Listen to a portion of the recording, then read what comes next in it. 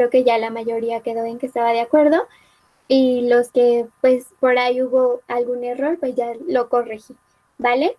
Entonces, chicos, bueno, pues en todas las clases anteriores estuvimos hablando un poco sobre diferentes cuestiones, ¿no? Hablamos sobre este materialismo histórico, hablábamos sobre cómo el hombre al desarrollarse, pues fue desarrollando, al desarrollar la mano, perdón, fue desarrollando el trabajo, cómo se convirtió de un mono a un cerebro humano, ¿no? Eh, también vimos como estas fuerzas de reproducción, estas relaciones de producción, vimos esta estructura económica que estaba basada en la infraestructura y la superestructura. Entonces, como tal, chicos, nuestra unidad 1 ya se terminó, ¿vale? Entonces, pero hoy me gustaría como tocar un tema con ustedes, un tema que se me hace como importante y se me hizo bueno hablarlo con ustedes, ¿vale? Entonces, les voy a presentar este tema y posteriormente, chicos, hablamos como un poquito sobre los proyectos, ¿vale? Los proyectos que estuvieron realizando. Entonces vemos el tema y después hablamos un poquito de sus proyectos, pues ya el que quiera ir como participando. Bueno, otra cosa que se me olvidaba comentarles, chicos, es que ya voy a empezar a tomar en cuenta participaciones. Yo no las había tomado en cuenta porque pues de repente sé que a muchos o les da pena o no les gusta participar, pero sin embargo ya ahorita nos hicieron así como esa observación de que tenemos que tomar en cuenta las participaciones de los alumnos. Entonces, pues dentro de clase ya se le va a dar como un valor a estas participaciones también, ¿vale? Ya yo les estaría diciendo la otra semana qué valor le estaríamos dando a las participaciones, qué valor le estaríamos dando a las tareas y bueno, el valor del proyecto pues va a seguir siendo el mismo, ¿ok? También ya les estaría diciendo aproximadamente cuánto va a valer cada tarea para que no se les haga raro de repente cuando yo les entrego calificaciones de, ay maestra, ¿por qué bajé tanto si solo me faltó una tarea o cuestiones de este tipo? Con ustedes no hubo tanto este problema, pero con otros grupos que tuve menos clases, pues sí había como esto de, ay, ¿por qué si no entregué solo una tarea, ¿por qué estoy tan baja, no? Les digo, con ustedes no hubo tanto este problema, pero con otros grupos sí. Entonces, bueno, así está. Les presento el tema, lo terminamos, bueno, concluimos el tema, les doy, pasamos a ver un poquito los proyectos, que ustedes me comenten qué les pareció, les gustó, no les gustó, etcétera, ¿vale? Entonces, les voy a compartir mi pantalla primero para darles este tema. Hemos estado hablando como, si se dan cuenta, a través de toda esta unidad como de la economía, ¿no? De la economía y de la sociedad. Pero hemos hablado de la economía y de la sociedad como lo veían pues antes, ¿no? Como lo veía Karl Marx. Sin embargo, ahorita sí ha habido como un cambio en cuanto a la sociedad, no tan grande, pero sí ha habido. Y entonces, pues a partir de estos cambios que suscitan, pues se dan nuevos proyectos y nuevas formas de ver la economía. Y entre estas nuevas formas surge la economía circular. No sé si alguien ha escuchado hablar sobre esta economía circular o como a qué les suena este término de economía circular. ¿Alguien quiere decirme como a qué les suena este término? ¿Puedo hacer un experimento contigo? Primero Ay, perdón, voy a chicos. una serie de datos. El dióxido de carbono, el famoso gas que... Ese es un video que vamos a ver ahorita, pero creo lo vi por error. Déjenme ahora las diapositivas. Ya, chicos, les decía, ¿alguien ha escuchado como sobre esta economía circular? ¿O nadie ha escuchado nunca sobre esta economía circular? Al menos ¿O a qué yo les no. suena? Yo la verdad no. escuchado, pero me imagino, o por lo que trato de entender, es de que como que siempre es lo mismo, ¿no? O sea, como que no hay un cambio como tal, sino pues la economía gira a lo de siempre y así ha sido durante mucho tiempo. Ok, vale. O sea, sí, más o menos por ahí va la idea, pero aquí en esta economía circular, lo que estas personas quieren, pues es que sí haya un cambio, porque de hecho ahorita la economía que tenemos es la economía lineal, ¿vale? Entonces, bueno, pues aquí dice, ¿no? ¿Qué es la economía circular? Ya les dije y ustedes, su compañera, por ejemplo, dice, yo me imagino que es que nunca hay como un cambio. Y sí y no, ahorita van a ver por qué. Maestra. Dice, la economía actual, ¿sí? Ay, no, ya si quiere, léalo. Ya. No, dime. Bueno, yo siento que la economía circular es lo que es como renovar, reutilizar, bueno, como si estuviéramos volviendo a utilizar lo que ya desechamos. Como Sí, si fuera sí, como un ciclo. sí, de hecho sí, sí es así, Carla, muy bien. La economía circular, sí, como dice su compañera, es un ciclo y este ciclo está compuesto de esto que renovar, reutilizar, eh, reconstruir, algo así era, ahorita lo vemos. ¿Vale? Entonces, bueno, ahora sí, déjenles presento las diapositivas. Les decía, la economía actual se basa en la producción lineal y de hecho desde siempre, chicos, hemos tenido una economía pues que se basa en una producción lineal, ¿vale? Dice, las materias primas se extraen para fabricar productos que luego se utilizan y se eliminan. Este modelo que fundamenta en el usar y tirar es insostenible. En un planeta de recursos limitados como el nuestro, por este motivo surge el término de economía circular. Normalmente, chicos, lo que hacemos pues es comprar algo, lo usamos, lo tiramos, ¿no? De repente cuando hablábamos de consumismo, no sé si recuerdan, yo les decía, ¿quiénes de nosotros pues no tenemos como cosas innecesarias, ¿no? Porque pues solo están ahí, o sea, no tienen ninguna utilidad, simplemente están ahí y ya pues ustedes decían como diferentes objetos que tenían que no les servían de nada, pero sin embargo ustedes tenían. Y por ejemplo, hay objetos que se ponen de moda, los adquirimos, por ejemplo, estos pulpitos, ¿no? Que se pusieron de moda. Adquirimos todos un pulpito. Entonces lo adquirimos, le sacamos la foto para el Instagram, para el Face, ¿no? Para nuestras redes sociales, para que todos se enteren de que tenemos un pulpito. Y ya, o sea, después el pulpito anda por ahí botado, anda por ahí tirado, no le dimos ningún uso y nuestra mamá o nosotros mismos lo terminamos tirando, ¿no? Entonces es un objeto que pues compramos, o bueno, que fue creado, lo compramos, lo tuvimos un momento y lo desechamos. Y así es con muchos productos, ¿no? Por ejemplo, cuando recuerdan que antes de que empezara la pandemia, más bien, se puso esto de no saber utilizar bolsas y todas estas, pues, bueno, todas estas cosas, unicel y así.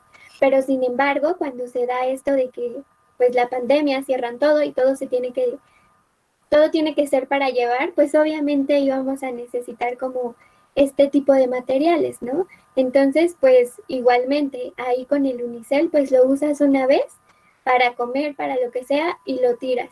De repente en fiestas, pudiendo, no sé, contratar loza para no contaminar tanto, pues preferimos comprar, no sé, el unicel, ¿no? Para, pues, es algo que vamos a usar y lo vamos a tirar, no va a haber necesidad de que lo lavemos, no va a haber problema de que si se rompe y así, y se nos hace más fácil.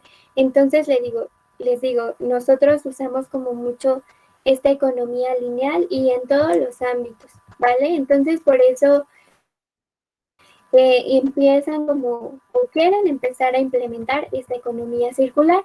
Y entonces dicen, la economía circular consiste en una economía que promueve la producción de bienes y servicios de manera sostenible, reduciendo al mismo tiempo el consumo de materias primas, recursos naturales y fuentes de energía. Propone hacer un uso responsable de las materias primas, aprovechar al máximo los recursos y aplicar la regla de reducir, reutilizar, reparar y reciclar en un círculo continuo, imitando el propio funcionamiento de la naturaleza.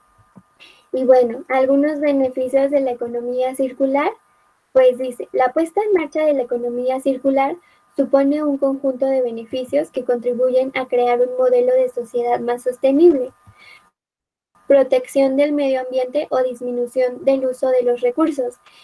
Chicos, normalmente, pues no sé si recuerdan igual, antes de la pandemia, pues había mucha contaminación, ¿no? Y esto era en todo el mundo.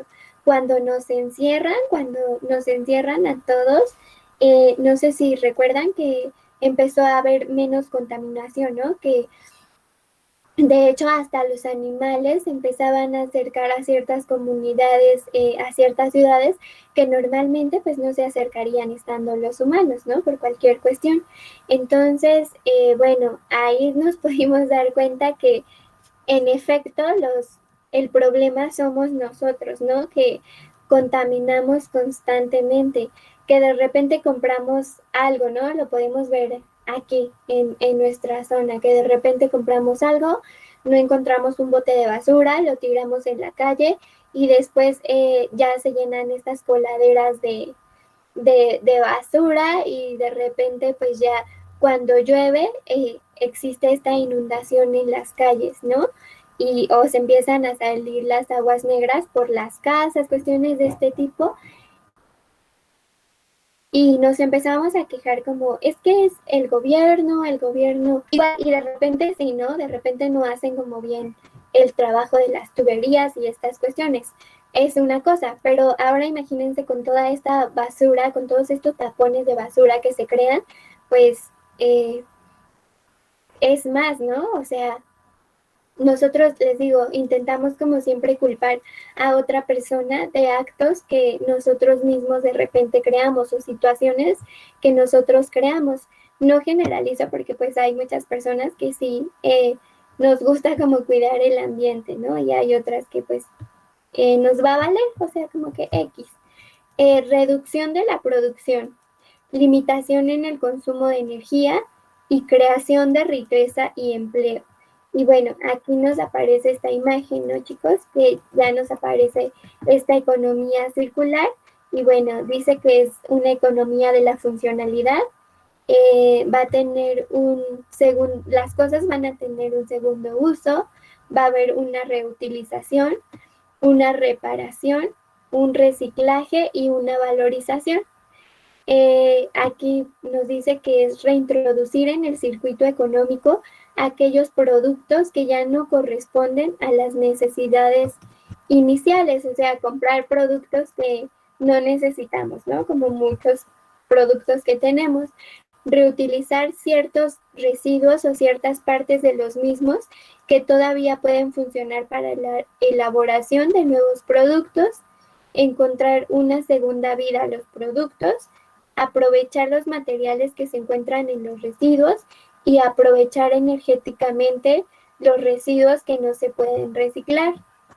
Entonces, chicos, pues aquí es como darle una segunda vida a todos estos objetos que de repente por nuestro consumismo pues compramos y ya no los necesitábamos, los compramos y después pues ahí los tenemos botados. O intentar, ¿no? También como comprar menos, pero para que para ustedes sea más entendible, encontré un video, me gustó mucho y se los quiero enseñar, ¿vale? Entonces vamos a ver este video y ya ahorita ustedes me dan como sus opiniones, ¿vale? Permítanme. Déjenle regreso un poquito.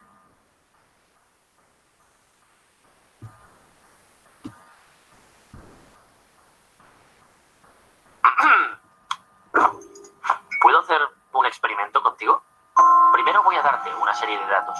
El dióxido de carbono, el famoso gas que retiene el calor en nuestra atmósfera, ha aumentado en un 30% desde la revolución industrial. A causa de ello, la temperatura temperatura global ha subido más de 1 grado. Estamos liberando el calor equivalente a 4 bombas atómicas cada segundo. Por eso los polos se están derritiendo. Maestra. Antes de mitad de siglo, en verano no habrá hielo en el Ártico. Y con el deshielo, cada año el nivel del mar... Maestra, dice mi compañero Israel que no se ve. Metros en 100 años. ¿No la pueden ver? Ay, perdón. Pero sí les estoy compartiendo, chicos. ¿Los demás sí lo pueden ver? Sí, se ve, No, maestra. es que dijo Israel que no veía. Puede verlo. Sí, no sé. profesora, así se observa. Ah, ok.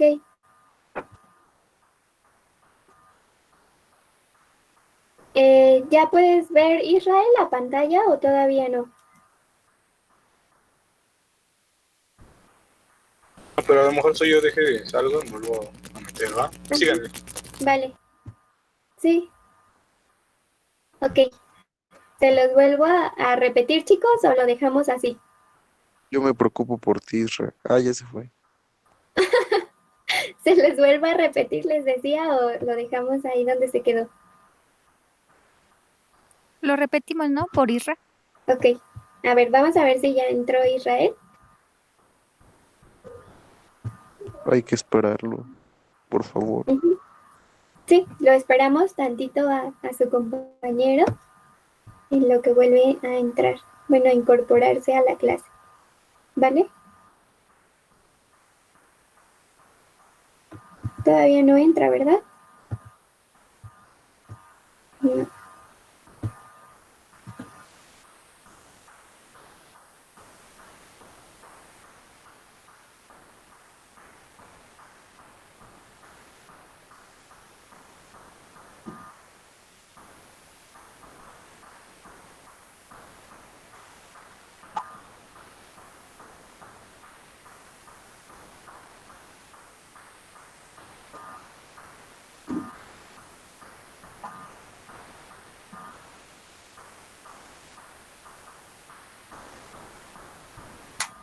Creo que ya no puedo entrar su compañero, ¿verdad? No, sí, ya volví. ¿Sí? Ok, Sí, ya. Gracias. Ya volvió el hermoso. Ah, el amigo. ok. Ahora sí, lo vemos, ¿vale?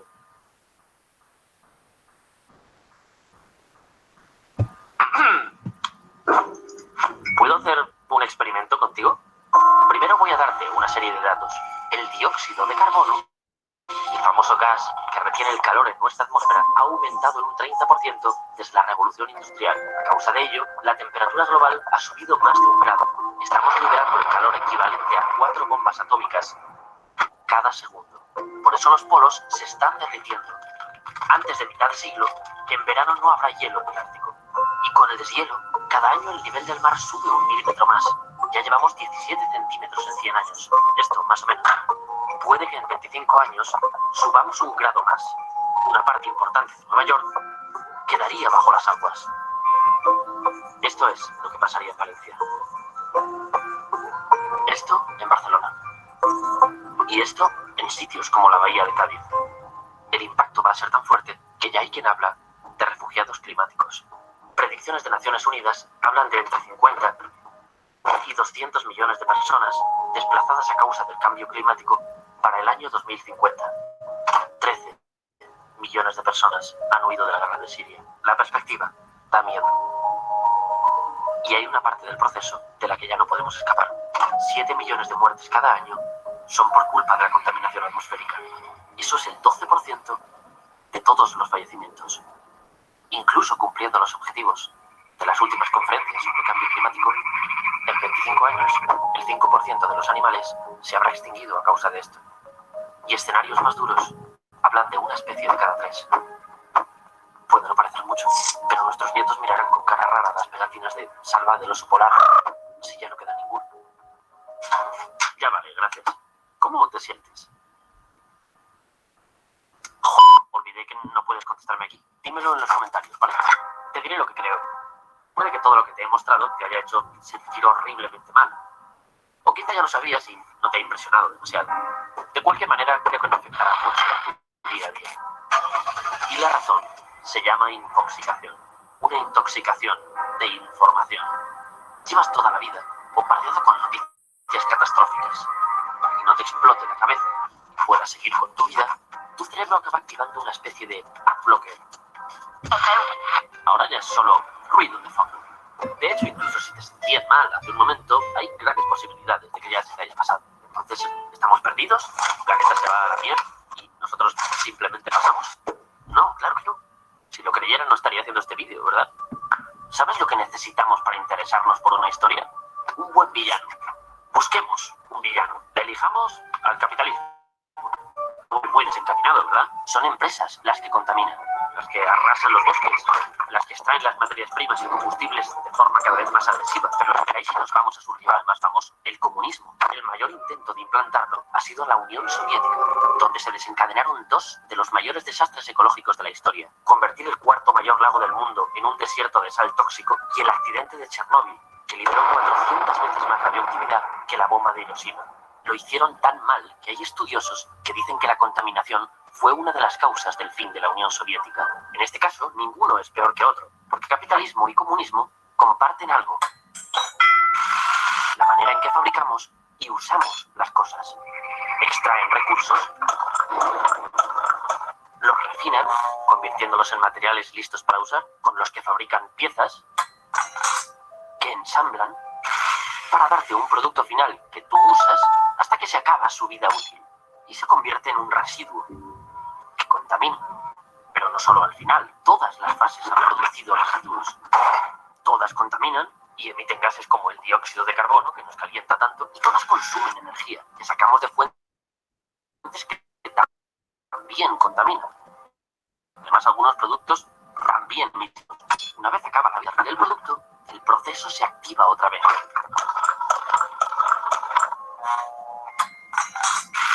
El villano detrás del capitalismo y del comunismo se llama economía lineal.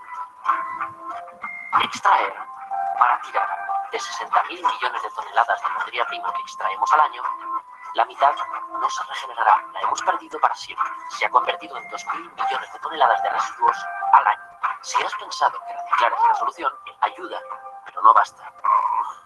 Después de tantos años dando la chapa, solo menos de la mitad de nuestros residuos se consiguen reciclar, con lo que sí podemos producir una parte, pero seguimos teniendo que extraer muchísimos materiales para completar el trabajo. Espera.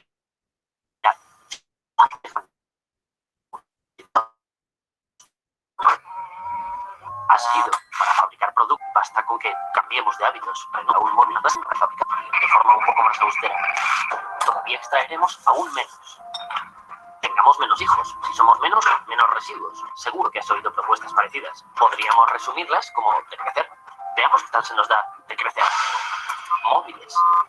En el año 2000 había 700 millones. En 2015 pasamos a 7.000 millones. Los teléfonos móviles son ya tan comunes en Sudáfrica o Nigeria como en Estados Unidos. El 90%. Estados Unidos, por cada 1.000 habitantes, tiene 800 vehículos. Eso es casi un vehículo por persona. China podría llegar a la mitad en 15 años. La mitad no parece mucho, pero su población es el triple. Ahora imagina que casi la mitad de ellos tuviera vehículo. Como ya sabes de dónde vienen las cosas, te puedes imaginar que para superar los 400 millones de vehículos hemos emitido mucho CO2, el gas que nos calienta y pone tristes a los osos. Un momento, ¿qué estoy haciendo? Había dicho que creía que podíamos salvar el planeta y todo eso. Llevamos ya la mitad del vídeo y ¿qué te he contado? 1. El planeta se va a la mierda. 2. La culpa la tiene cómo fabricamos las cosas. La economía lineal. 3. En realidad yo no debería hablarte de esto porque estos mensajes los he oído 1.000.000 de veces. 4. A la vista de las cifras lo que sí nos interesan son los coches y los móviles. Vale. Yo te dije que te iba a contar una historia que te interesaba. Este vídeo ya no va de salvar a los osos, va de móviles. Te voy a decir cómo conseguir tu siguiente móvil más barato, y el siguiente, y el de después. Y de alguna manera eso va a solucionar el problema de los osos. Y para eso tenemos que volver a cómo se fabrican las cosas. ¿Recuerdas? Extraer, refinar el material, fabricar componentes y ensamblarlos. En el proceso llenamos el mundo de mierda. ¡Ojo a esto! Aquí estás tú. Cuanto más nos alejamos de ti, del usuario, más caro va siendo todo. Estas primeras fases cuestan un huevo. Y cuanto más extraen, cuanto más refinan, cuantas Cuantas más piezas fabrican, cuantos más productos ensamblan, más dinero se gastan las empresas. ¿De dónde crees que recuperarán ese dinero? Del precio de tu móvil, claro. Y este móvil ya sabes en lo que acabará convirtiéndose. En un residuo.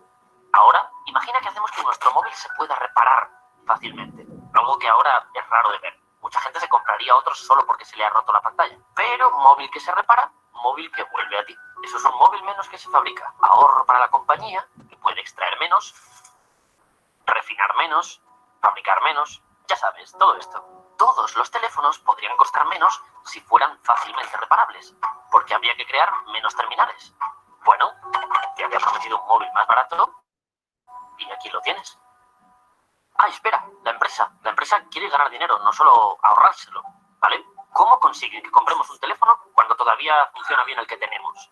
Innovan, inventan una cámara mejor, una batería más larga. Si hemos hecho que el móvil se pueda reparar fácilmente, ¿por qué no innovar y hacerlo actualizable? Vamos a la fábrica, lo abrimos, le metemos este chip de nueva generación y listo. Así regresa a nosotros actualizado. Y ojo, que como no hemos producido un teléfono, sigue ahorrando una cantidad loca. Podrías tener siempre el último modelo y como solo hay que fabricar algunas piezas, tú les comprarías encantado una actualización que cuesta menos que un teléfono fabricado de cero. De nuevo, mucho menos extraer, refinar, fabricar. ¿Ves el truco en lo que estoy haciendo? Todo ese horrible CO2 que emitimos en cada fase, nos lo estamos ahorrando cada vez que no las ponemos en marcha.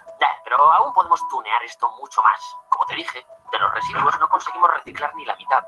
Esto tiene una razón. No están pensados para ser reutilizados, son residuos. Pero ¿y si diseñásemos la tecnología para que fuese mejor basura? En ese caso, cuando ya no podamos reparar o actualizar nuestro móvil, sus piezas están pensadas para volver a transformarse en materiales, con los que crearemos nuevas piezas que se transformarán en nuevos teléfonos. Los materiales han regresado y otra vez que no hemos extraído. ¿Recuerdas cómo se llama la forma actual de fabricar cosas, no? Se llama economía lineal. Exacto. ¿Sabes cuánto CO2 dejaríamos de emitir si fabricásemos, como te he dicho, productos reparables, actualizables y con materiales que puedan tener varias vidas? Hay estudios que apuntan que hasta un 70% menos. ¿Y la energía? ¿También deberíamos fabricarla así? ¿Podríamos hacer algo parecido?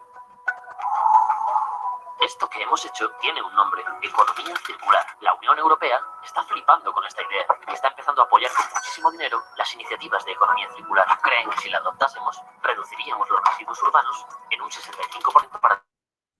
La economía circular busca eliminar la palabra residuo. Por ejemplo, los residuos que aún se emiten, como el gas que sale caliente de esta fábrica, se podrían emplear para otras cosas, como calentar una ciudad cercana, o las piezas que están anticuadas.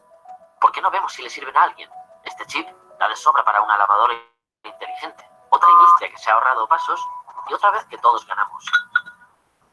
Bueno, nuestros teléfonos serían mejores y más baratos. Las compañías se ahorrarían miles de millones de euros y estaríamos salvando el planeta. Entonces, ¿cuál es el problema?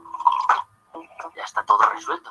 Si queremos salvar el planeta, lo que tenemos que hacer es dejar de bombardear con datos, osos y demás que la gente ya ni siquiera percibe y empezar a fabricar así los móviles, reparables, actualizables y diseñados para ser auténticamente reciclables. El móvil es solo un ejemplo. Esto aplica a cualquier cosa que se fabrique. Cuando este coche se queda viejo, el fabricante te lo compra porque sus piezas están preparadas para ser reutilizadas. Estos vaqueros se hacen con vaqueros viejos. Ahorran el gasto de cultivar y hilar nuevo algodón, astrales fáciles de compostar y de convertir en abono para cultivar más plantas. Te invito a que googlees un poco sobre economía circular. Bueno, pero nos preguntábamos por los problemas. Pues un problema podríamos ser nosotros, los consumidores. Para que las compañías te bajen el precio, deberían estar seguras de que lo hacéis y solo que lo alquilan bien. De esta manera, podrían recuperar sus piezas cuando las necesitaran, ahorrándose y ahorrándonos estas partes del proceso. Entonces sí lo diseñarían para que fuera desmontable y reutilizable. ¿Estaríamos dispuestos a tener un móvil de puta madre, pero no poseerlo? La respuesta podría ser, ¿y por qué no? Hay cosas que no poseemos. No te planteas comprarte un tren, comprarse un billete, así te sale más barato. Y fíjate en las webs de compartir coche o las tarifas planas de series online. Hay cada vez más modelos que se basan en no poseer. Aún así, no estoy siendo un optimista. Al fin y al cabo, quienes tendrán que hacer toda esta innovación serán las empresas. ¿Lo harán? Verás, este es un vídeo hecho por encargo. La Fundación Cotec para la Innovación nos ha contratado a nosotros para hacerlo. En Cotec están precisamente las administraciones, como ayuntamientos y cosas así, y las e impulsar este cambio. Así que es buena señal que nos den encargado el vídeo. Aún así, ellos tienen una oportunidad de las orejas a esta gente. Así que vamos a aprovechar. A mí me dan a mis padres que me decían siempre videojuegos desde tiempo. Ellos no sabían. Buscas oro, piedra y mal. Las puedes usar para fabricar castillos y movidas así. Y la partida empieza el mal si tienes 2 de oro, 1 de piedra y 3 de madera. Yo el mundo real lo veo igual. Tenemos 7 de carbón, 10 de petróleo y 5 de hierro. Pero seguimos usándolos sin preocuparnos. ¿Y cuando estemos a 0? Si en la real es 500 de residuos. Somos pobres en recursos, pero ricos en basura. ¿Qué ocurriría si todo eso que estamos tirando se hubiera diseñado para poder reaprovecharse? Tendríamos de nuevo 20 de carbón, 20 de petróleo y 20 de hierro. Remontaríamos la partida. Ahora tengo que terminar. Sé que tienes dudas y que los señores de Cotec querrían que te lo contásemos todo, pero no podemos resumir todos estos estudios de economía circular en un vídeo de 15 minutos. Así que tendremos que terminar de otra manera. Cuando la sonda Voyager llegó al límite del sistema solar, apuntó hacia atrás su cámara, buscando la Tierra, y nos envió la foto. Nos costó, pero nos encontramos. Ese puntito somos nosotros, millones de personas flotando en el vacío. A veces fantaseamos con que venga alguien de otro rincón del universo a darnos un toque de atención. Os vais a cargar ese lugar tan hermoso, pero aún no ha venido nadie. Para salvar el planeta, solo nos tenemos a nosotros mismos. Por una vez parece que ecologistas, consumidores, empresas y estados tenemos una herramienta para entendernos en este tema, la economía circular. Es una de las pocas veces que ocurre. ¿Desaprovecharemos la oportunidad?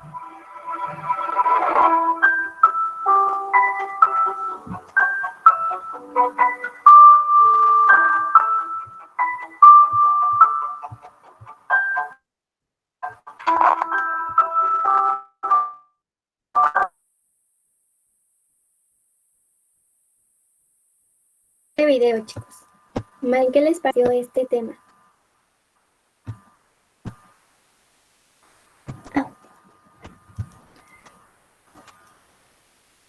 ¿Alguien quiere aportar algo? Yo, maestra. Chicos, Yo, maestra. Bueno, pues a mí me pareció interesante y pues sí, ¿no? Es una realidad que sucede. Desde cómo plantea desde que la contaminación y pues si no, las industrias son las que pues contaminan y nos afectan tanto a nosotros y también pues a los animales, por así decirlo. Y también pues ok. sí me agrada la idea que pues se ponga en práctica la economía circular, ¿no? Porque pues así en lugar de tener más basura, pues tenemos pues más recursos, ¿no? Y pues en lugar de, pues como decía, ser ricos en basura, pues es mejor sí, crear con esa basura, con esos residuos. Sí, claro. ¿Y ustedes, por ejemplo, creen que esto sea algo que podamos lograr nosotros en un futuro? O sea, ustedes analizándolo bien, dicen, yo sí creo o yo no creo. ¿Creen que esto se pueda dar en un futuro? A largo plazo yo pienso que sí se puede dar, pero como que muy poco a poco. Ok. Porque aparte nos decían, nosotros pues, somos un punto importante para que esto se logre. Pero otro punto importante, pues, son las empresas, ¿no? Que las empresas quieran como hacer esto realidad. porque a través de las empresas, chicos, pues o sea, la empresa se supone es la que te va a rentar tal vez ese producto. Ahora pues ya hay también como muchas rentas de autos, ¿no? Lo decían, rentas de películas, ¿no? Por ejemplo, antes pues tenías que comprar tu disco o comprar tu cassette para tener tu película. Y pues ya ahí invertían pues económicamente en realizar ese producto. Y pues nosotros invertíamos pues para tenerlo, ¿no? De repente si el disco ya se te rayaba y tú querías volver a ver esa película, pues tenías que comprarla nuevamente, ¿no? Porque pues ya no se veía bien. Plataformas que ya existen. Si tú quieres ver una película, simplemente te metes a la plataforma. Yo este mismo video se los ponía a sus compañeros del otro salón y bueno, hubo una chica que me comentó que probablemente sí se empieza a dar como, o se empieza a ver como esto de, pues, de empezar a cuidar el medio ambiente. ¿Me escuchan, chicos? Sí, maestra. Sí. Ok, es que se me había ido el internet. Bueno, me parecía que se me había ido el internet. Ah, bueno, les decía, esta compañera nos decía, igual y si va a existir esto como de empezar a renovar, de empezar a reutilizar, pero ella nos decía, pero, o sea, va a ser solo como el lema, porque en sí las empresas van a seguir como, o van a continuar como creando los productos, ¿no? El lema va a ser como, ay, vamos a reutilizar esto, opciones de este tipo. Y yo lo veía y le decía, pues en una parte, o sea, en parte sí tienes razón, porque les vuelvo a comentar esto de cuando, antes de que empezara la pandemia, se suponía que se iban a quitar las bolsas, se iba a quitar como el unicel, se iban a empezar a usar como productos que pues fuera más fácil desintegrarse, ¿no? Sin embargo, recordemos que pues no sé, sí salieron bolsas que según son como orgánicas, pero si tú sientes y comparas el material de una de estas bolsas con una bolsa normal, el material se siente exactamente el mismo, chicos. Y normalmente a estas bolsas solo les ponían como un sello verde, ¿no? De que son biodegradables. Sin embargo, yo siento que siguen siendo como del mismo material, solo pues ya pusieron este sellito de que son biodegradables pues para que la empresa, bueno, para que el gobierno pues diga, bueno, entonces sí te aceptamos que tú estés proporcionando esas bolsas o que tú estés produciendo esas bolsas de ese material y no hay tampoco como una investigación a fondo de si estos materiales pues son o renovables o reutilizables o biodegradables, ¿no? Como lo era estos productos que se empezaban a utilizar.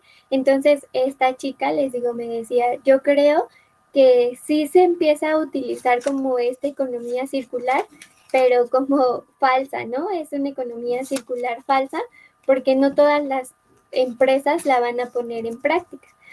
Sin embargo, pues yo les decía, pero pues también hay que empezar a poner como nuestro granito de arena, ¿no, chicos? Hay que empezar a poner de nuestra parte, ¿no? De repente, cosas que creemos que no tienen una utilidad, no sé, las botellas, de repente las podemos usar como macetitas. Si queremos un adornito en nuestro cuarto, las decoramos y bueno, ya tienes una macetita. No sé, había una compañera que decía de estas botellas, ¿no? Que de repente juntaban muchas botellas y las ponían así en las escuelas, en sus patios, las unían y creaban un techo, ¿no? Con esas botellas. Y aparte, pues de que se veía bonito, podía cubrir un poquito a los niños del sol. Entonces, pues hay que empezar a darle como una segunda vida a nuestras cosas, ¿no? Hay que empezar por nosotros mismos.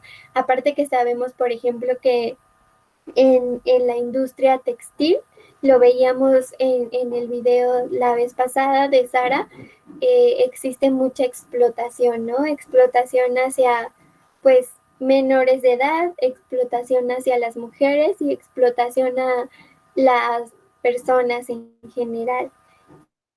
Entonces, chicos, este video pues es más como para hacer una reflexión y empezar a no ver tan lejana esta idea de una economía circular y pues empezar desde nosotros mismos, ¿vale?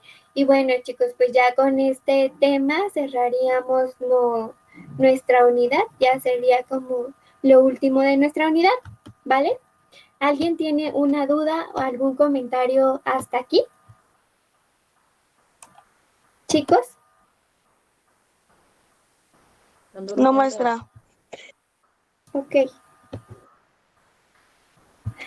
Bueno, vamos entonces a pasar ahora sí un poquito con lo de los ensayos de las películas que vieron. ¿Alguien me quiere comentar qué le pareció el ensayo, si les gustó la película, qué pudieron rescatar? ¿Alguien, chicos? Yo, maestra. Bueno, yo elegí ver la película de Canoa y sí me gustó. Bueno, sí la vi, me gustó, me llamó mucho la atención. Y bueno, también me pareció pues bien la tarea porque, bueno, usted dijo que lo asimiláramos con algunos hechos históricos o, bueno, que hemos vivido. Y yo lo asimilé con con la matanza de Tlatelolco, sí, algo así, y con lo de los estudiantes. Que bueno, la película era muy similar, trataba de eso, y a mí me pareció que podría agregar eso, porque sí, era muy parecido los hechos, y pues de la religión, que como sabemos, pues la iglesia siempre ha estado involucrada en el gobierno, y que, pues sí, no es más que mentira, porque no es cierto eso de que hacen creer que ayudan, porque la verdad no, la iglesia siempre roba, o no ayuda a la gente que de verdad necesita, y es porque también está involucrada siempre con el gobierno, con la corrupción. Y pues me pareció que fue buena tarea, buena la tarea que dejó. Vale, muchas gracias, Andrea. Y sí, ¿no? En Canoa, de hecho, pasó en el 68 también, igual que lo del 2 de octubre, y entonces era como muy relacionado, dice su compañera, ¿no? Porque de hecho pasó o sea, todo esto sucedió en el mismo año. Sin embargo, Canoa, pues era como este pueblito, esta comunidad rural, en donde todos se dejaban llevar por lo que les decía este padre, ¿no? Este padre les decía como, es que los estudiantes, los comunistas, van a venir y nos van a robar, o sea, les van a querer robar sus tierras, se van a querer llevar a sus hijos y meterles ideas falsas, ¿no? Entonces el padre es el que empieza a meterle todas estas ideas locas a la comunidad y pues la comunidad las cree, ¿no? Entonces cuando llegan estos personajes, estos trabajadores, porque ni siquiera eran estudiantes, eran trabajadores ya, ellos iban como en una tipo excursión, querían escalar la Malinche y el padre es el que empieza a decirles que ya llegaron, ¿no? Que ya llegaron los comunistas, que les van a quitar sus tierras, que se van a llevar a sus hijos y pues obviamente las personas reaccionan, ¿no? Existe como esta psicología de grupos en donde se dan emociones en masas, entonces pues existe como un tipo contagio en masas de ciertos sentimientos y más cuando estos sentimientos son como de furia o que en los que se implementan como emociones muy fuertes, ¿vale? Entonces, pues la comunidad se ve así como muy conmocionada por esto y entonces van y agreden a estos personajes. ¿Alguien más habló sobre esta película en su ensayo? Chicos, que quiera dar un aporte acerca de esto. Ok, te escucho. Sí, de hecho, igual a mí me gustó mucho la película porque, pues, como dice mi compañera, se relaciona mucho con esa matanza y pues sí me llamó mucho la atención en cómo se relata y todo. Y pues sí, de cierta manera el padre era el que, el que movía, se podría decir, a todo el pueblo. Y lo que él decía se tenía que hacer. Entonces todo el pueblo como que le tenía un respeto y así. Pero pues el padre era una persona, se podría decir que mala, porque pues no estaba bien lo que hacía. Y y solo veía Ujú. por él y por la maldad que tenía. Sí, ¿no? De hecho, él normalmente pues con los padres crees que van como en son de paz con su religiosidad y que en vez de afectarte pues te van a ayudar de alguna manera, ¿no?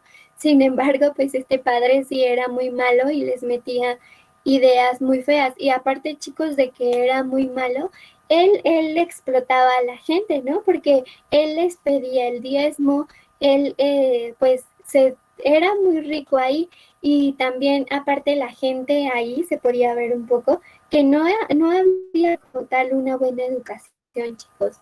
Los que a lo mucho llegaban a estudiar acababan la primaria, ¿no? Dentro de esta película.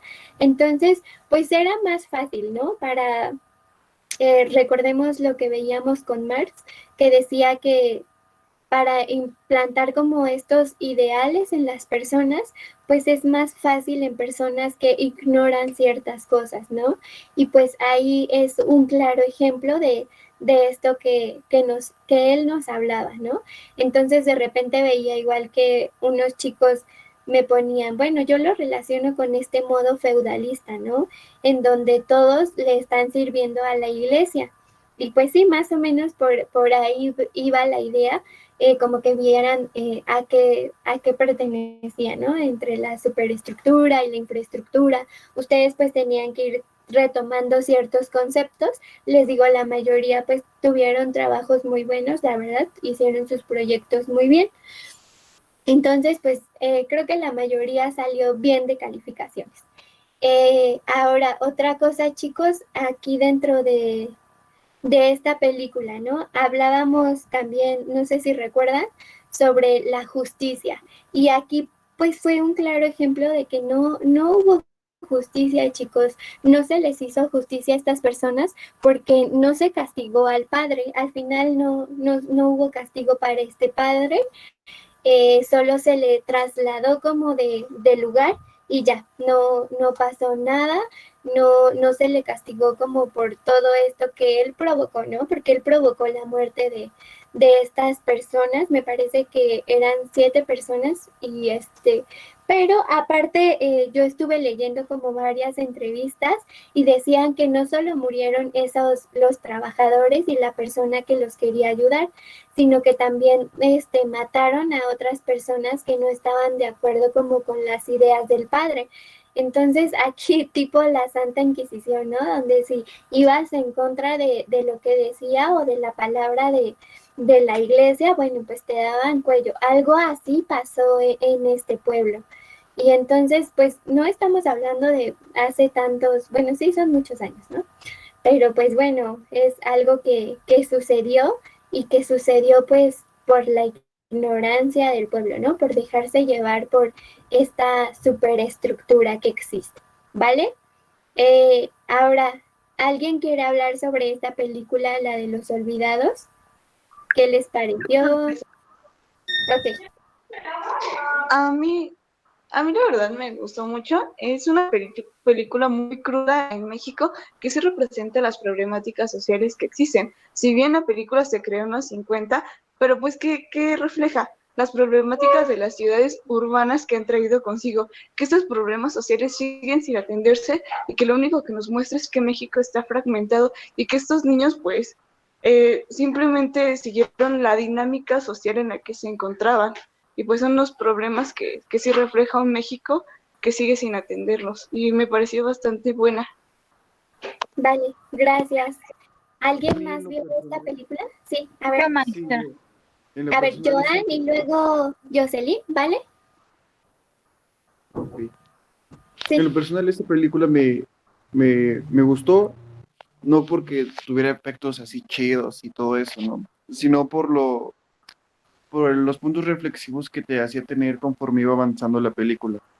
Al principio de la película sale una escena en donde unos chicos golpean a un vagabundo y bueno, eso yo pues sí lo he visto y lo he vivido como los ofenden, les gritan, los empujan y eso desde mi punto de perspectiva personal es muy cruel, pues no son personas que tienen las mismas capacidades que tú y las estás haciendo sentir mucho menos y pues no está bien, ¿sabes? Y sí, como decía mi compañera Brenda, que una película en la cual toma el México antiguo, pero antiguo solamente en aspectos físicos, porque en aspectos morales parece ser que el mexicano sigue pues igual, solamente en ver por sí mismo y sin ayudar a los demás. Sí, ¿no? Como que seguimos inmersos en una cultura todavía muy tradicionalista, ¿no? Decimos, el contexto, ok, ya cambió, pero nuestra cultura, nuestros pensamientos siguen siendo muy tradicionalistas, o sea, en pensamientos no hemos trascendido muchos. Entonces, a ver, Jocelyn, ¿te escucho? Sí, maestra, como mencionó igual mi compañera Brenda, que refleja la realidad de México, pero como decían que del anterior, pero en realidad todavía pues sigue siendo así, así como dice Joan, que en el aspecto físico no. Y pues yo resalté mucho lo que se observaba, que era la pobreza, y como en los personajes mencionaban que vivían en una miseria, ¿no? Y que no, bueno, como yo lo interpreté como que no había ayuda para ellos y que otros se hacían de los bienes de los que trabajaban, por ejemplo, Jaibo se llamaba, que golpeaba para obtener el dinero que las demás personas se ganaban limpiamente, ¿no? Sí, y de hecho, a ver, ¿eh? ¿Cuál maestra? Ah, bueno. Sí, ya ve, dile que haga su tarea. Ya es que estaba mi sobrinita diciéndome de la tarea. Sí, chicos, o sea, como que esta película marca mucho esta realidad, ¿no?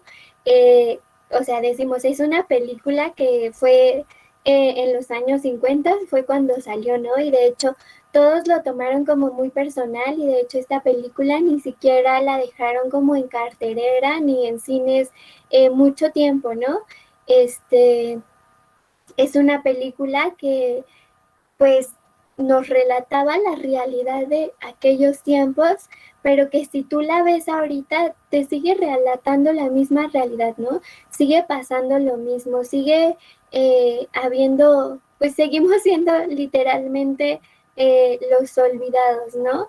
Y de hecho, por ejemplo, nosotros pues tenemos ciertas oportunidades, pero ¿qué pasa con todas estas comunidades o con todas aquellas personas que no tienen las mismas oportunidades que nosotros, ¿no? Por ejemplo, lo decía su compañero Joan, a por ejemplo, al ciego que le pegan, lo tiran y así, de repente nosotros siendo de la misma clase baja, de repente hacemos de menos a otras personas, ¿no? Que si ya vemos a una persona que ya somos el México del progreso, no creo, chicos, que seamos el México del progreso, todavía no hemos progresado pues casi en nada. ¿Alguien más quiere participar, chicos, con esto? Yo, maestra. A ver, te escucho. Bueno, como ya mencionó usted y mis compañeros, sí, ¿no?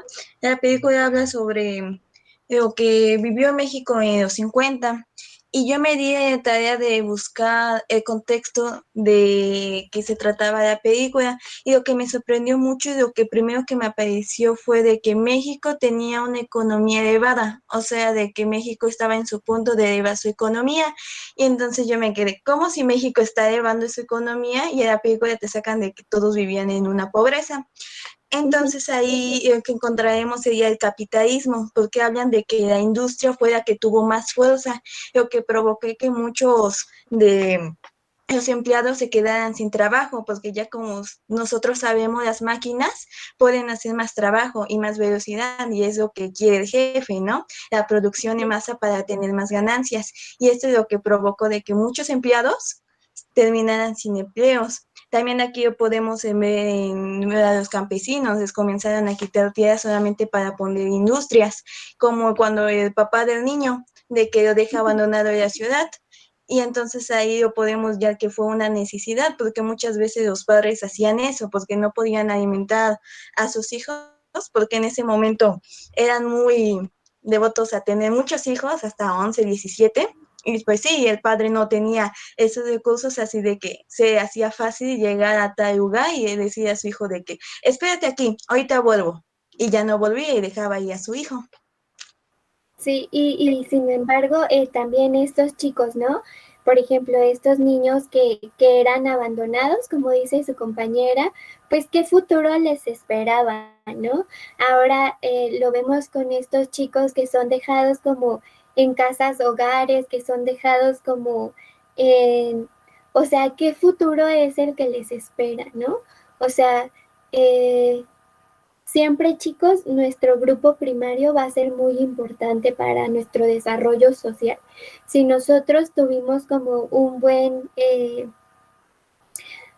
vínculo con nuestro grupo primario, si nuestro grupo primario nos proporcionó como todas estas características, cuando hablo de grupo primario, chicos, hablo de la familia. Hay un autor que se llama John Bowlby, que él nos pone como un triangulito, chicos, en donde en la punta está mamá, en la otra punta está papá y en la siguiente punta está el individuo, ¿no? Y por ejemplo, este John Bowlby nos decía que mamá nos va a dar como afecto, amor y seguridad. Papá nos va a dar como reglas y normas para que nosotros salgamos al mundo pues siendo individuos o seres sociales, ¿no? Sí. No, aquí no lo dejaste. Les digo, para que nosotros salgamos siendo pues seres sociales. Sin embargo, aquí en la película vemos que, por ejemplo, ninguno de estos personajes, ninguno de estos niños que pues se convierten en delincuentes, ¿no? Porque se convierten en delincuentes. De hecho, Jaibo hasta mata a una persona. Entonces, imagínense ser un asesino, pero pues nos demuestran que no tuvieron como pues nunca estas buenas relaciones, ¿no? Con sus grupos primarios. Entonces, desde ahí, pues ya empieza a haber como una decadencia.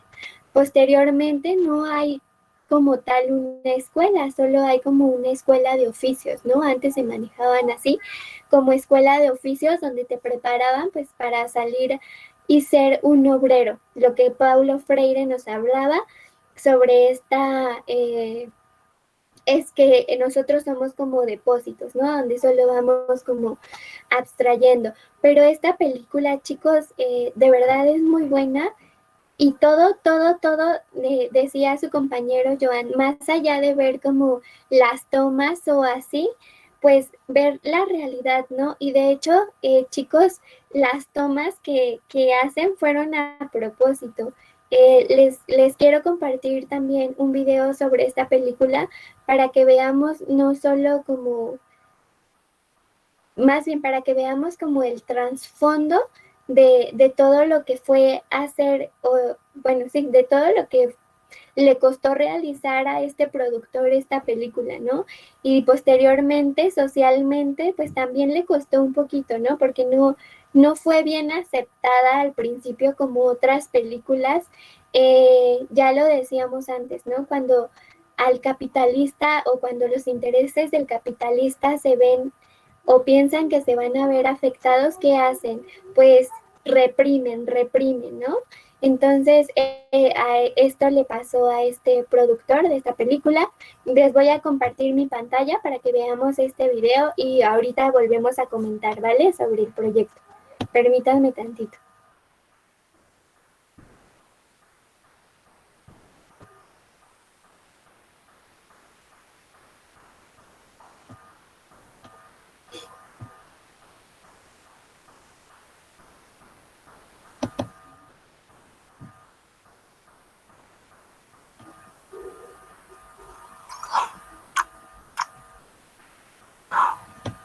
¿Sí la pueden ver, chicos?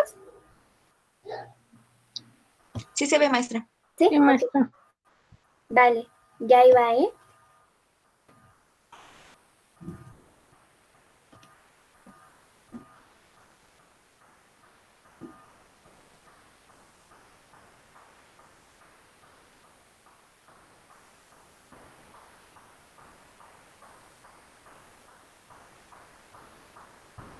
Clandestinamente, una grabadora registró esas palabras de Luis Buñuel dichas en su conferencia El cine, instrumento de poesía, de 1953 en la UNAM. Con ellas decía entonces que el cine y su fuerza estaban encadenadas por las mismas historias y las mismas fórmulas. 3 años atrás había realizado una película a contracorriente de la producción mexicana. Había filmado una historia que le causaría el rechazo de muchos, pero los aplausos de muchísimos más. En 1950, Luis Buñuel filmaba Los Olvidados, y con ello regresaba en grande a la escena de la cinematografía mundial. En sus cartas personales, Buñuel se leía entusiasmado por el nuevo proyecto que comenzaría en febrero de 1950, después de haber realizado 2 películas por encargo que le habían dado la entrada a México. Una muy poco exitosa, donde se vio orillado a trabajar con el modelo de cine mexicano, Canciones y Estrellas Cantantes, Gran Casino. Y la segunda, una comedia con un rotundo éxito protagonizada por Fernando Soler, El Gran Calavera, en la cual prácticamente desaparece la mano de Buñuel, a excepción de algunos planos. Tras estos 2 proyectos, su productor de cabecera, Oscar Danzigers, da el visto bueno para comenzar un proyecto mucho más personal. Buñuel le lleva un guión llamado Huerfanito mi jefe. Danzigers lo descarta rotundamente y le sugiere que haga una historia sobre los niños pobres de México y que trabaje con un joven escritor, Luis Alcoriza. Buñuel recomienza la tarea y se nutre de la ciudad, camina por ella, llega a Nonoalco, a Tacubaya, a la Plaza Romita. Ya sea disfrazado cuando va solo o acompañado por el co-guionista Alcoriza o el escenógrafo Fitzgerald, Buñuel se acerca a la gente de los barrios bajos para conocerlos, hablar con ellos, conocer dónde y cómo viven. Repitió el método que había ocupado muchos años antes.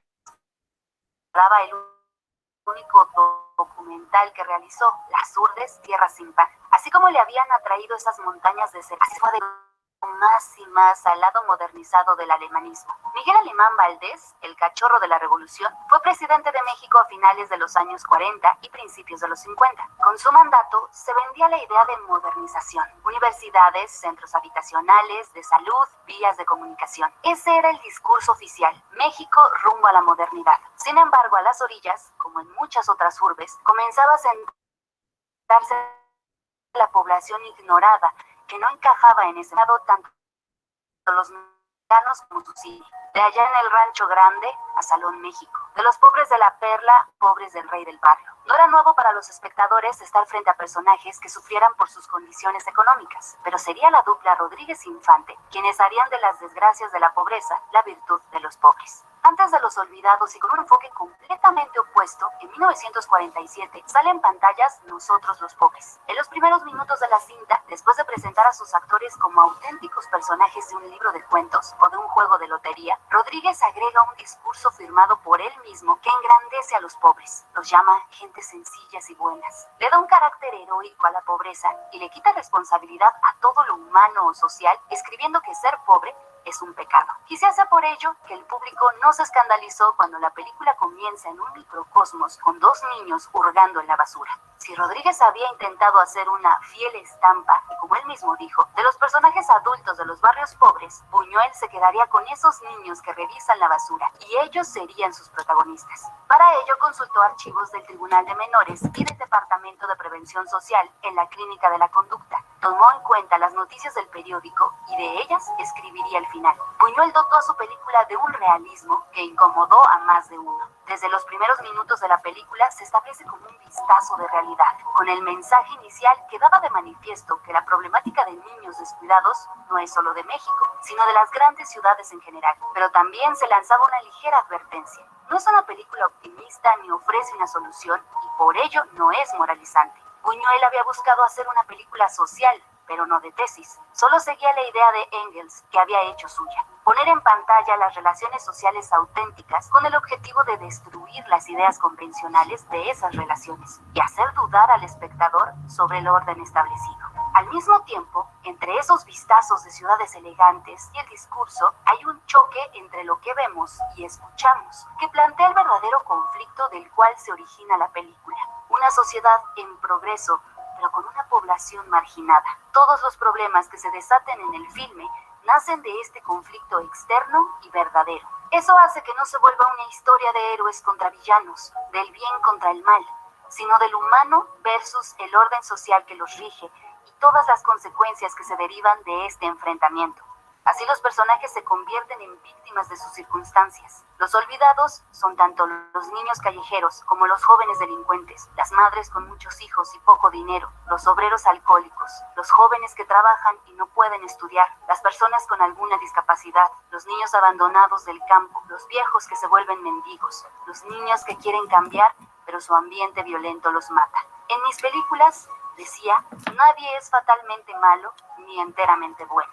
La idea de víctima venía bien con el género impuesto del melodrama, que era lo usual en la industria, y permitía generar un sentimiento en el espectador, en este caso, de desolación. Buñuel comentó que el público de esas pocas proyecciones en el cine en México salían como de un entierro, no por haber visto una realidad exaltada, sino por recuperar de ella lo más alarmante y reunirlo toda en una historia que, a diferencia del melodrama ligero, no supera las complicaciones. De alguna manera, Pedro, el personaje de Alfonso Mejía, se parece a Pepe, el personaje de Pedro Infante. Ambos, como protagonistas de melodrama, como dice Javier Robles, son de buenos sentimientos. Se enfrentan a la sociedad y a las circunstancias fatales que los hacen sufrir, pero tienen finales opuestos por el tipo de melodrama que son, mientras que las desgracias de Pepe el Toro llevan a un llorar a gusto, como nombra Bentley a la catarsis del hombre común. La historia descendente de Pedro pone de manifiesto una culpa social. Quizá por ello le reclamaron a su director, recién nacionalizado,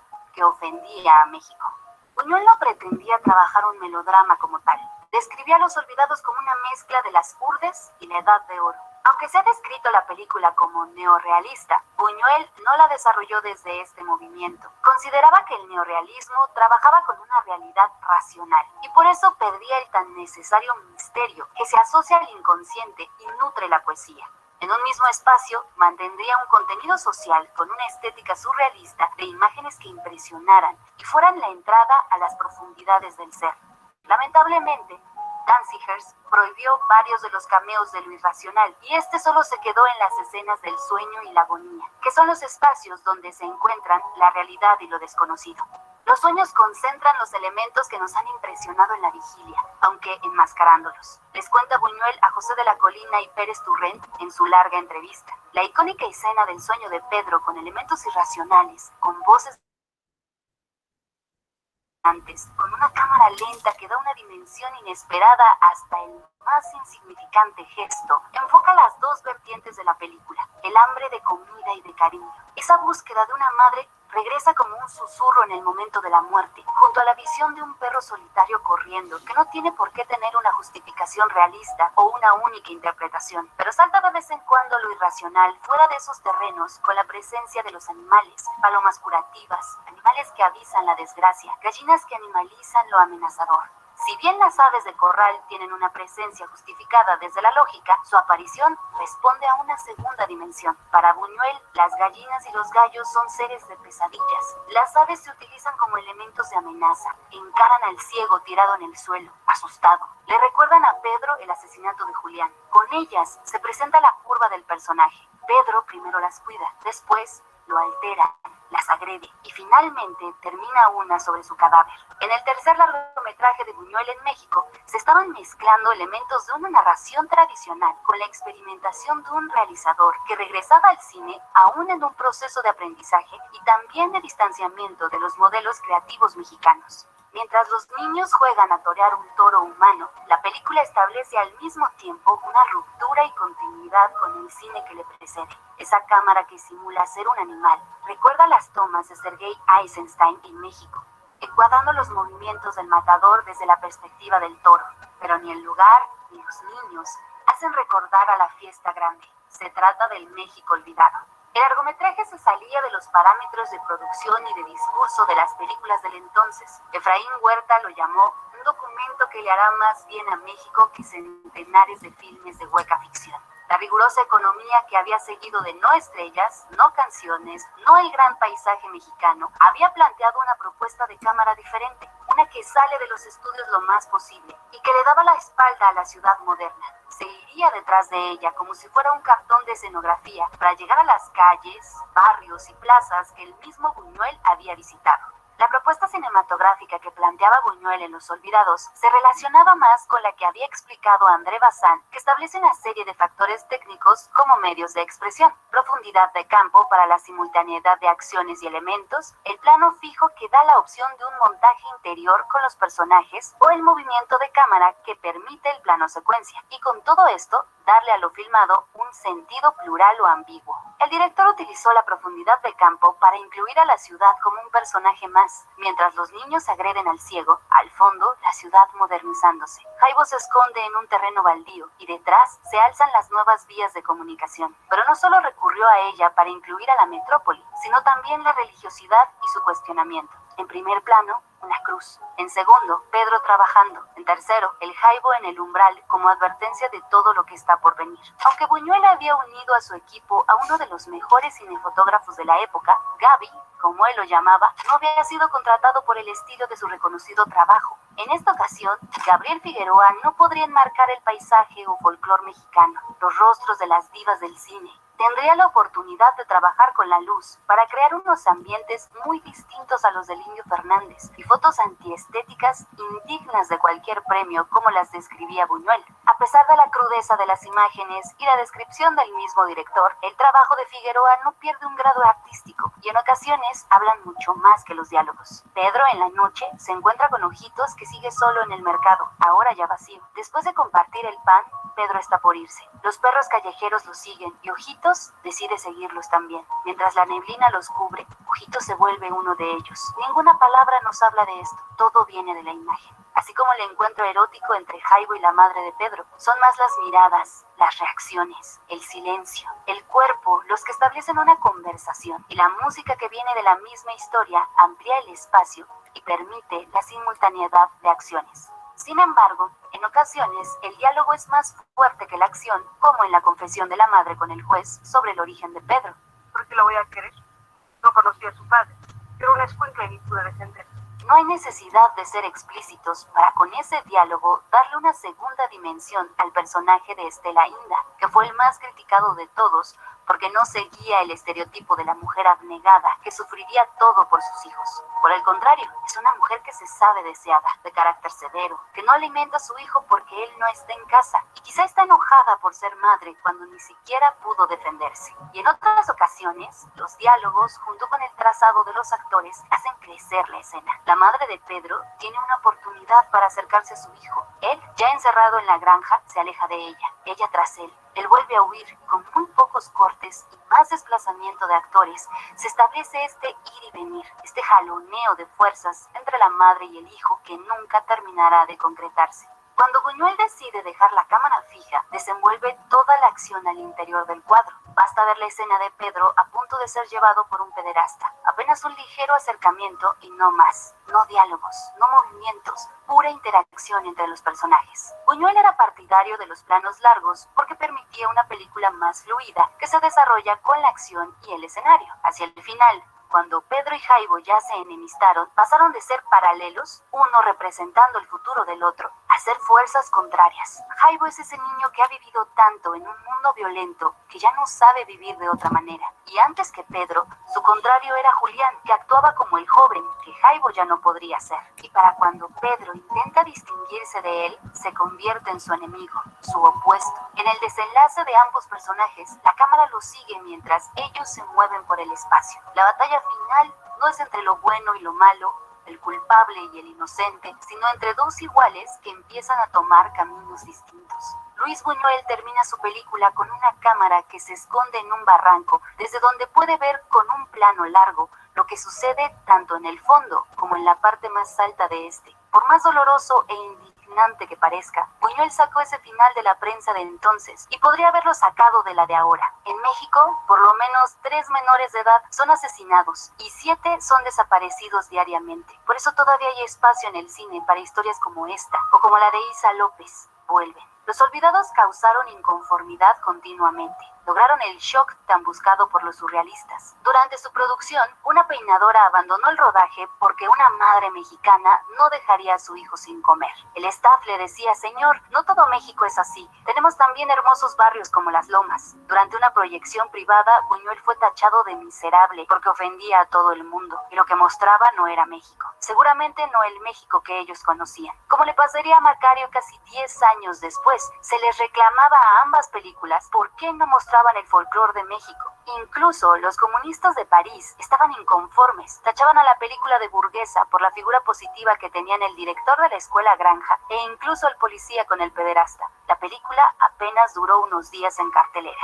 La percepción hacia ella cambió cuando comenzaron a elogiarla. Pudovkin y Bazán lo hicieron. Octavio Paz prácticamente militaría por ella en el Festival de Cannes con su texto El poeta Buñuel. Se llevó 2 premios, el de director y la crítica internacional, y después 11 estatuillas de los Ariel. Los olvidados tendrían un segundo estreno en el Cine Prado y un lugar en la memoria del mundo 53 años después, cuando la UNESCO declarara su negativo como patrimonio documental de la humanidad. Buñuel fue un director de personajes. Los de su película de 1950 no están idealizados, aunque tampoco presentados con la profundidad de una tragedia, pero sí con la dimensión necesaria para no tratarlos condescendientemente y comprender sus actos en una realidad ambigua, contradictoria y cruel.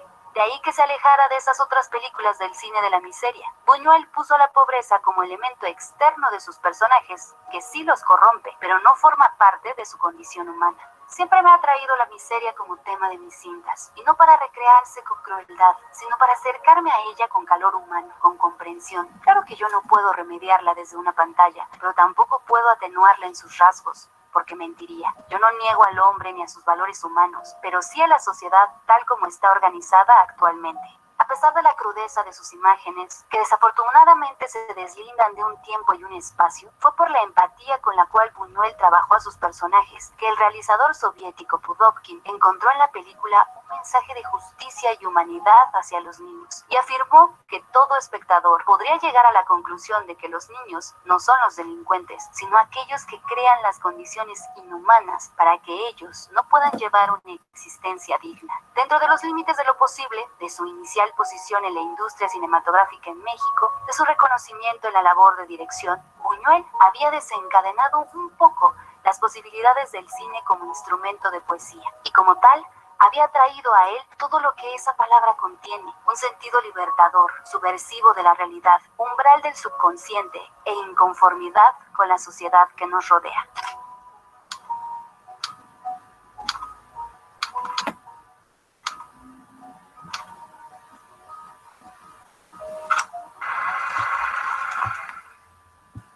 Bueno, chicos, la verdad les quería poner este video porque se me hizo muy interesante y porque retoma como diferentes aspectos de la película. Estaban ahí un chingo de personas. ¿Alguien prendió su micrófono? Ok.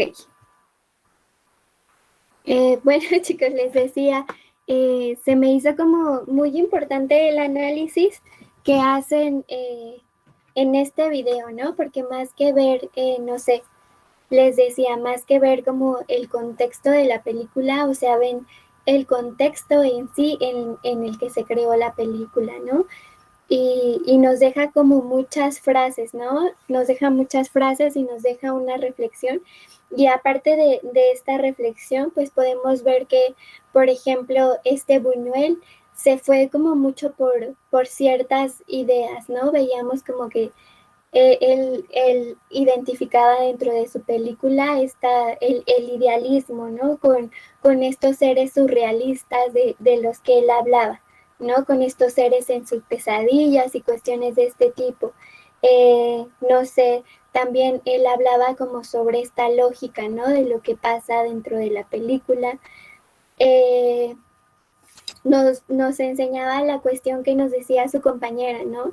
Decían que en ese tiempo, pues, fue cuando más se desarrolló la industria y fue lo que Buñuel también nos mostraba en la película, ¿no? Decía, por un lado nos mostraba como esta marginación de ciertas urbes y por otro lado, pues estaba creciendo, ¿no? Una ciudad creciendo y sin embargo no tomaban en cuenta a estas personas que estaban de este lado, a estas personas que estaban sufriendo. Y esto sigue pasando, chicos, esto se sigue dando día con día. O sea, a pesar de que ya pasaron tantos años de esta película, es algo que está muy presente, ¿no? El hecho de que pues siga habiendo este modo de producción capitalista en donde nosotros somos explotados y por no tener dinero nuestra palabra no va a ser tomada en cuenta, ¿vale? ¿Alguien quería comentar algo sobre esto que acabamos de ver? ¿No, chicos? Bueno, otra cosa que veíamos dentro de la película, una frase que decía, decía, ¿no? Los niños no son los delincuentes, sino aquellos que crean las situaciones inhumanas en las que viven. Y sí, ¿no? Por ejemplo, antes decía su compañera, las personas tenían hijos y tenían hijos y tenían hijos, pero fuera de que tuvieran hijos, chicos, antes todavía se daba mucho esto de que casaran a las mujeres con personas solo para que les dieran dinero, ¿no? O que casaban a las mujeres por obtener algo. Y ni siquiera eran mujeres, seguían siendo niñas, ¿no? O de repente ni siquiera era que tu papá te casara o que tu papá te vendiera, sino que venía alguien y te robaba y ya te hacía su mujer, ¿no? Como le pasó a la mamá de Pedrito, que con esta frase pues le quiso decir que fue violada, ¿no? Que fue abusada. Y es lo que constantemente se vive, ¿no?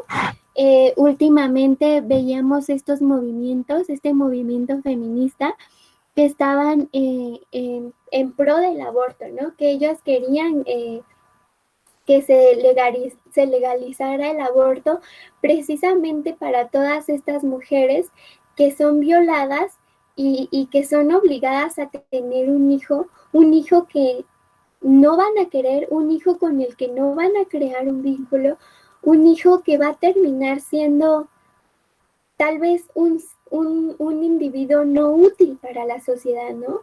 Va a terminar siendo probablemente un delincuente, va a terminar siendo, o va a terminar en malos pasos, o va a terminar en estos orfanatos donde constantemente también son abusados, ¿no? Entonces, fuera de los temas que estuvimos viendo, pues también, o sea, dentro de la clase y con los que los vincularon, pues es ver como una realidad, ¿no? Con esta película no vemos, como les decía, la realidad de antes, sino la realidad de ahora, ¿no? Si sabemos cómo analizar, reflexionar, pues podemos ver diferentes cuestiones que surgían en esa película que se dan ahora. Al último, ¿no? De la escena donde dicen que se ve cómo van y tiran a Pedrito en un barranco y decía, bueno, esta fue una nota que Buñuel toma, o sea, que Buñuel retoma y recrea, ¿no? Y ahorita, chicos, ¿a cuántas personas diariamente no desaparecen, ¿no? ¿A cuántas personas diariamente matan? ¿A cuántas personas o niños se usan para el tráfico infantil, para pornografía infantil? De hecho, hace unos días veía una nota donde no recuerdo bien si fue en Chihuahua o en qué estado fue, chicos, pero era de una niña que fue abusada y ustedes pues dentro de esa escuela, ¿no? Esta niña de hecho iba a una escuela de paga y fue abusada por su maestra y por la psicóloga. Entonces, imagínense estar pensando que ya no vas a tener seguridad en ninguna parte, ¿no? A estas chicas que no sé si aquí tengamos como mamitas o así, o personas que ya son papás, pero imagínense, o sea, el llevar a tu hijo y tener como este miedo, ¿no? De que le pase algo.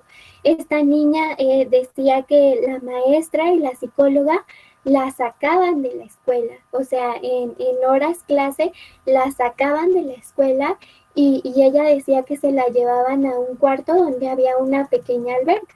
Me imagino que era como un tipo hotel, motel, no sé, en donde había pues jacuzzi, ¿no?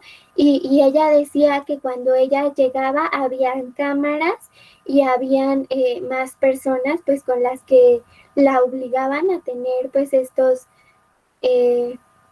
bueno, más bien pues donde era abusada, ¿no? Esta niña. Entonces, les digo, más allá de darnos cuenta que eran cosas que pasaban en esos tiempos, pues son cosas que siguen pasando y son cosas que pues nosotros tenemos que ir cambiando, obviamente, ¿no? De repente,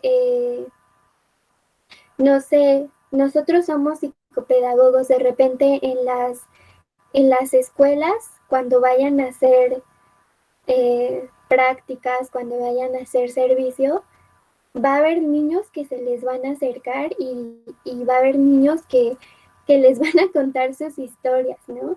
De hecho, yo en unas prácticas nos tocó en secundaria y se me acercó una niña y me dijo, ¿sabes qué? Me diste mucha confianza. Recuerdo que les estábamos dando un taller sobre sexualidad. Me dijo, me diste mucha confianza y quería contarte algo, pero no quiero contártelo aquí, sino ahorita que ya no estén como todos mis compañeros, ¿no? Y de hecho, pues esta niña se quedaba como siempre en un rincón, sus compañeros casi no le hablaban y cuestiones de este tipo. Entonces, cuando yo ya me acerco a ella, ya no estaban sus compañeros y le digo, ok, ¿quieres hablar? Y me dice, sí, bueno, de repente así me la suelta, ¿no? ¿Sabes qué? Es que mi hermano abusa sexualmente de mí. O sea, ustedes se van a encontrar con todas estas cosas, chicos, con todas estas cosas y ustedes deben de estar preparados, deben de saber analizar como ciertos temas, ¿no? De repente pensamos pensamiento político, pues vamos a hablar solamente de política y cuestiones de este tipo. Pero más allá de eso, aquí en esta materia lo que se busca es que ustedes reflexionen para cuando ustedes estén en el ámbito laboral, sepan qué acciones tomar, ¿no? Ante ciertas situaciones, cómo actuar ante ciertas situaciones, ¿vale? Entonces, chicos, bueno, hasta aquí dejamos el tema de hoy, hasta aquí dejamos la clase de hoy. No sé si alguien quiera como aportar algo más a esto a estos temas de los que hemos estado hablando. No, chicos, ya nadie, los escucho.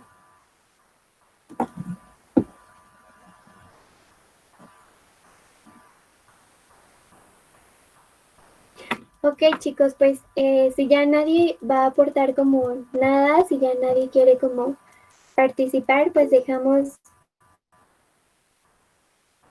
todo cool, dice.